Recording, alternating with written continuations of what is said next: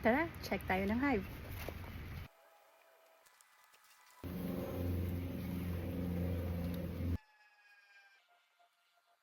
Bago lang tong hive na to. Mga 1 month pa lang to. Kakasplit ko lang nito galing din sa malaking hive nila. Kasi medyo matanda na yung queen nila.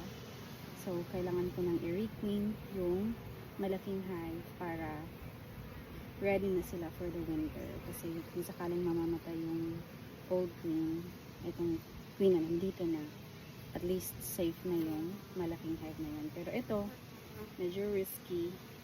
Baka hindi sila mag-survive sa winter. Pero at least yung mother hive, okay. Pero malay natin, baka naman okay pa yung queen at nakasurvive pa siya ng isa pang season. So far, looking good.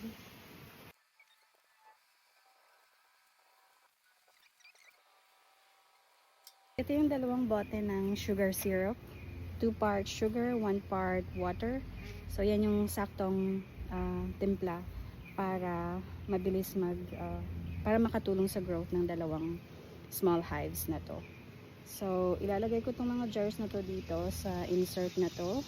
I-invert ko yung bote.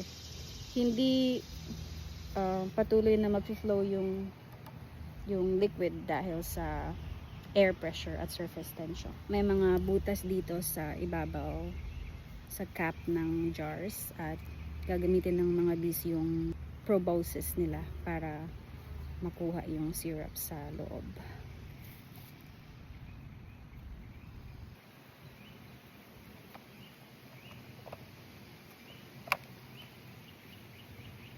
Tapos paliliitin ko yung entrance nila para yung mga rubber bees ay may iwasan.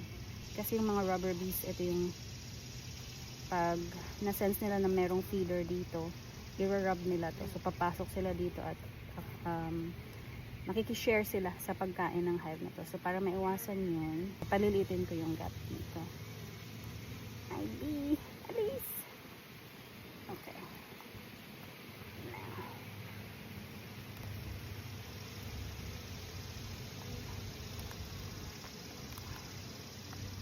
So, yan. Yan lang yung gap ng entrance nila. So, makakatulong yan para walang masyadong or mababantayan nila yung mga rubber bees. Okay, next hive.